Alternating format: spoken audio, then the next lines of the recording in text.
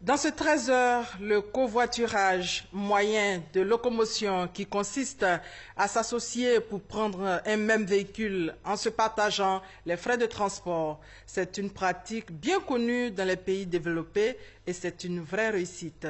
Mais en Côte d'Ivoire, la pratique n'est pas nouvelle, seulement qu'elle n'est pas organisée.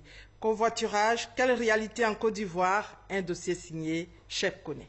Pour moderniser ce système alternatif de transport, réduire les risques d'insécurité et porter le moins possible la concurrence au transport commun, depuis 2 ans, de jeunes start-upers ont développé des applications et des sites de covoiturage. Babicar, Voiture Solidarité, Covoiturage Abidjan et Wabei, une vingtaine au total, revendiquent un peu plus de 5000 membres. Samuel Kofi, ingénieur informaticien, a lancé il y a 1 an la plateforme Wabei, un site de covoiturage intra-urbain. Sur chaque trajet, Samuel se rémunère grâce à un prélèvement de 10 ou 15% en fonction du trajet. Pour chaque tour, en fait, on négocie avec le conducteur selon certaines conditions. Les chiffres ne sont pas encore à la hausse, vu que l'activité, en fait, les gens sont un peu hésitants. C'est maintenant que l'activité est en train de bien démarrer. Pour accroître sa visibilité, Samuel lance dans quelques semaines un plan de communication d'un coût de 5 millions de francs CFA. Le manque de stratégie marketing et communication est la principale difficulté de la plupart de ces sites. Mais comment fonctionne un site de covoiturage?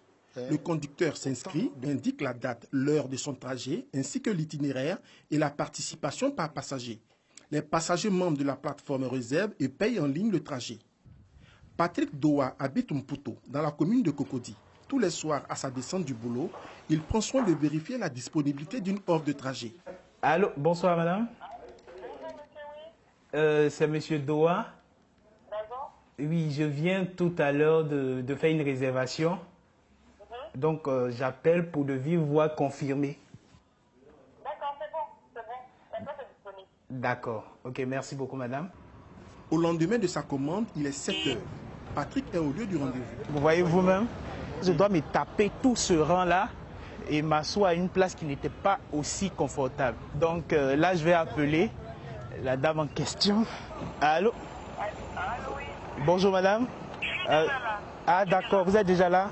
Ok. D'accord, il n'y a pas de problème, j'arrive. Plus un acte de solidarité qu'un besoin de rentabilité. Bonjour, madame. Tous les matins, en allant au bureau, je suis toute seule dans la voiture, je me rends compte qu'il y a des personnes qui attendent au bord de la route. Quand j'ai eu l'information qu'il y avait une plateforme comme ça qui existait, je me suis inscrite. 1, pour avoir de la compagnie, et puis 2, pour aider. Et puis surtout aussi, ça me permet d'avoir une petite rémunération, voilà, pour les fins de mois. Pour le trajet Mputo à Cocody Mermoz en Woro, Patrick débourserait 300 francs, le même tarif que celui de son covoitureur. Mais ici, pas besoin d'argent, tout est digitalisé.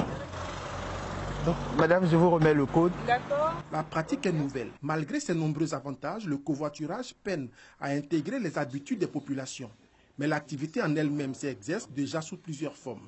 On a des entreprises qui s'organisent en tant que société de transport pour transporter le personnel. On a généralement, comme on le constate sur la route, des cars qui voyagent, qui transportent d'autres personnes pour pouvoir optimiser les coûts de carburant. Ce qui favorise aussi le développement du covoiturage, c'est l'environnement sécuritaire. Plus les Ivoiriens se sentiront en sécurité, plus le covoiturage aura cette chance de pouvoir se développer. Avant que le digital ne contribue à sa démocratisation, plusieurs acteurs des transports soulèvent la question de la légalité du covoiturage en Côte d'Ivoire. Ce qu'on peut proposer en l'état actuel, c'est de permettre notamment un encadrement juridique de ce phénomène, mais surtout en évitant ou en comblant, en comblant du moins les éventuels vides juridiques en la matière. Il faut aussi faire en sorte qu'il y ait un régime fiscal prenant en compte le critère de la lucratif et excluant notamment celui de la co-consommation et qui ne doit pas être contenu ou régi pour ces formes de covoiturage. Si le débat concernant la légalité du covoiturage reste à éclaircir, il est clair que ce moyen alternatif, encadré et organisé, sera complémentaire aux différents autres modes de transport à Abidjan.